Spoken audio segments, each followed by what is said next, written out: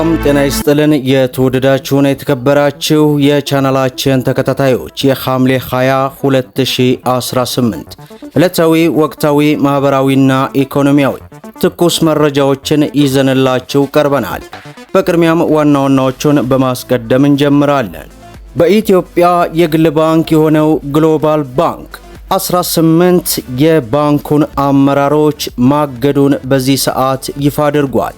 ከምን ጋር ተያይዞ ነው? በባንኩስ ላይ የደረሰው ኪሳራ ምንድነው? በዝርዝር እናደርሳለን።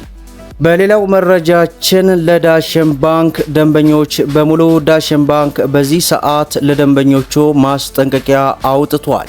ምንድነው? ይህንንም ወደ እናንተ እናደርሳለን።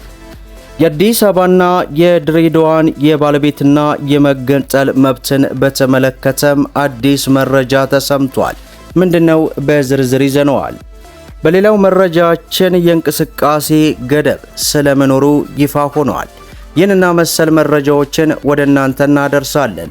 ቪዲዮን ላይክ፣ ቻናሉን ሰብስክራይብ እያደረጋችሁ እስከ መጨረሻው ተከታተሉ።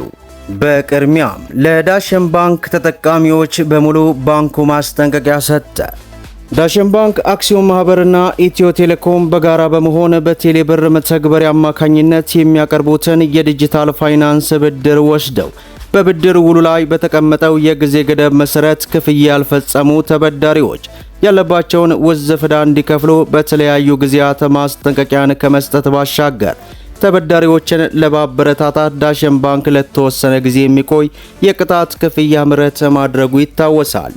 ይህንን እድል በተሰጠው የጊዜ ገደብ ተጠቅመው በርካቶች ያለባቸውን ዕዳ ሙሉ በሙሉ በመክፈል ከባንኩ ጋር ያላቸውን መልካም የሥራ ግንኙነት ያስቀጠሉ ሲሆን በተሰጣቸው ማስጠንቀቂያ መሰረት ክፍያ ለመፈጸም ፈቃደኛ ባልሆኑ ተበዳሪዎች ላይ በተለያዩ ፍርድ ቤቶች ክስ እንደተመሰረተባቸውና ከዋናው ዕዳ በተጨማሪ ባንኩ በክሱ ምክንያት ያወጣቸውን የተለያዩ ወጪዎች ጭምር እንዲከፍሉ እንደተወሰነባቸው ተደርጓል። ስለሆነም ውዝፍ የብድር ዕዳ ኖሮባቸው ለጊዜው ክስ መጥሪያ ያልደረሰባቸው ተበዳሪዎች ባንኩ ከብድር የሰጠውን የሕዝብ ገንዘብ ለማስመለስ የተለያዩ የሕግ እርምጃዎችን የሚወስድ መሆኑን፣ ጉዳዩ ወደ ፍርድ ቤት የሚሄድ ከሆነ ከዋናው ዕዳ በተጨማሪ ከክስ ጋር የተያያዙ ሌሎች ወጪዎችም ጭምር እንዲከፍሉ የምትጠየቁ መሆኑን፣ እንዲሁም ከገንዘብ ክፍያው በተጨማሪ ከሕግ እርምጃው ጋር በተያያዘ ሊፈጠር የሚችለውን እንግልት ከግንዛቤ ውስጥ በማስገባት ክስ ከመቅረቡ በፊት ያለባችሁን ዕዳ በአስቸኳይ መክፈል ያለባችሁ መሆኑን በዚህ ሰዓት ማስጠንቀቁን ተመልክተናል። በሌላው መረጃችን የግል ባንክ የሆነው ግሎባል ባንክ 18 አመራሮችን እገዳ መጣሉ ተሰማ። ግሎባል ባንክ በመቶ ሚሊዮኖች የሚቆጠር ገንዘብ በፍጥነት መውጣቱን ተከትሎ ወደ ከፍተኛ ትርምስ መግባቱን በዚህ ሰዓት ዋሱ ይፋ አድርጓል። የባንኩ ዳይሬክተሮች ቦርድ ከአክሲዮኖች በተደረገው ተነሳሽነት ባካሄደው ምርመራ ፕሬዝዳንቶቹን ዶክተር ተስፋዬ ቦሩን፣ አንዱ የቦርድ አባልና 17 የሥራ ኃላፊዎችን ጨምሮ 18 ከፍተኛ አመራሮችን አግዷል።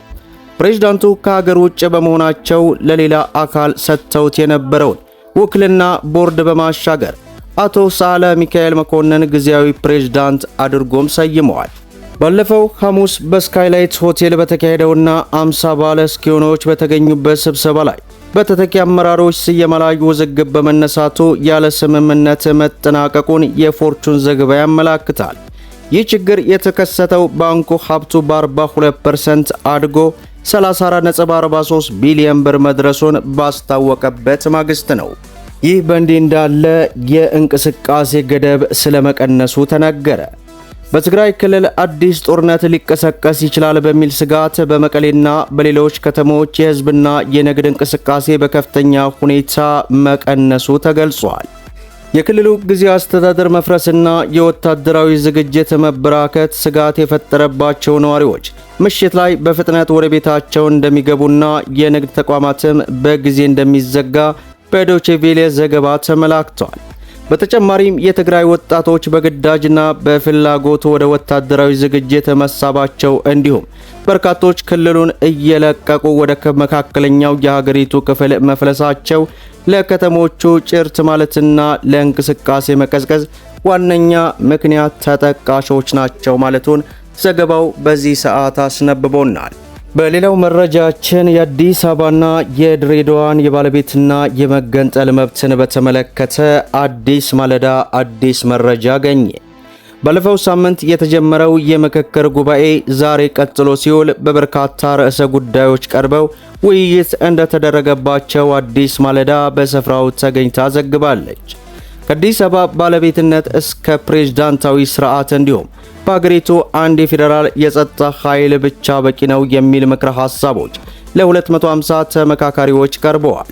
አዲስ አበባ የኦሮሚያ ወይንም የፌዴራል አካል ትሆን፣ ፕሬዝዳንታዊ የመንግስት ስርዓት ይሆን ወይንስ ፓርላመንታዊ? አንድ የፌዴራል የጸጥታ ኃይል ብቻ በቂ ነው? ህገ መንግስቱ ይሻላል? የራስን ዕድል በራስ መወሰን እስከ መገንጠል የሚደርስ የህገ መንግስቱ አንቀጽ 39 ድንጋጌ እስከ መዋሃድ በሚለው ይተካ የሚሉ የቡድን 50 ተመካካሪዎች ሐሳብ ለ250 ተመካካሪ በዛሬው ዕለት አቅርበዋል። ለተመረጡ 8 አጀንዳዎች ለእያንዳንዱ 500 ተመካካሪዎች ያሉ ሲሆን በዛሬው ዕለትም የ250 ተመካካሪዎች ምክክር ተደርጓል። የሀገራዊ ምክክር ጉባኤ ከተጀመረ 3ኛ ሳምንቱን ባስቆጠረው ላይ ከዚህ ቀደም በተለያዩ ንዑስ ቡድኖች ሲመከሩ ቆይተው በዛሬው ዕለት ንዑስ ቡድኖቹ በአንድ ላይ በመሰብሰብ 250 ተመካካሪዎች በመሆን በ16 ቡድኖች መምከር ጀምረዋል። በ250 ደረጃ ከምክክራቸው ባለፈ ጉባኤ ያልጨረሱ በማጠናቀቅ ላይ እንደነበሩ አዲስ ማለዳ የተመለከተች ሲሆን በተጨማሪም በ50 ተመካካሪዎች ደረጃ በአዲስ አበባና በድሬዳዋ ከተማ አጀንዳ ላይ ይመክሩ የነበረ አንድ ቡድን ተመካካሪዎች የሆኑ ሲሆን እንደጨረሱም ዋናው 250 ተቀላቅሏል። በዚህ ምክክር ላይ አንድ ተሳታፊ በአዲስ አበባ ጉዳይ ሐሳባቸውን ሲሰጡ የሰማቸው አዲስ ማለዳ የአዲስ አበባ ስም አዲስ አበባ ወይንም ፊንፊኔ የሚል መጠሪያ እንዲኖራትና ይህም በሕገ መንግስቱ እውቅና ይኖረው የሚል ምክር ሐሳብም አውጥተዋል።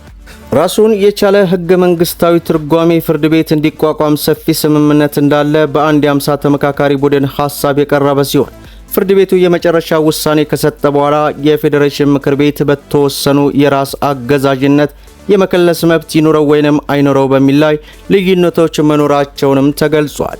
በተጨማሪም አሁን ላለው ሕገ መንግስታዊ ጉባኤ አንቀጽ 104 እና 105ን አግዶ የማሻሻያ መንገድ መፈለግ ወይንም በህዝብ ውሳኔ ማጽደቅ የሚሉ አማራጮች ያነሱ ቡድኖችም አሉ። የገዢው ፓርቲና የመንግስት መዋቅር በግልጽ መለያየት ያለባቸው የፖለቲካ ሽፈኞችና መደበኛ የሲቪል ሰርቪስ ስራዎች ተለያይተው ሲቪል ሰርቪሱ ከፖለቲካ ወገንተኝነት ነጻ በሆነ መድረክ መኖር አለበት የሚል ምክረ ሐሳብም ተነስቷል። በሌላ በኩል መራሄ መንግስቱ ፕሬዝዳንታዊ ይሁን የሚል ሐሳብ የተነሳ ሲሆን የስልጣን ገደቡ 6 ዓመት ሆኖ ምርጫ የሚከናወንበትም በዚሁ መልኩ እንደሆነ ምክር ሐሳቡን ያቀረቡት እንዳሉ ነው። በዚህ ሰዓት እንግዲህ አዲስ ማለዳ መረጃውን ያወጣ። መደመጥ ያለባቸው ወሳኝ የሆኑ መረጃዎችን ይመስላሉ። ቪዲዮን ላይክ ሸር አድርጉት እያሉ እስከ ፍጻሜው ድረስ አብራችሁን ስለቆያችሁ ልባዊ ምስጋናችን ይሰጥ። በሌላ ቪዲዮ እስከምንገናኝ ወሰላሙ አለይኩም ወራህመቱላህ።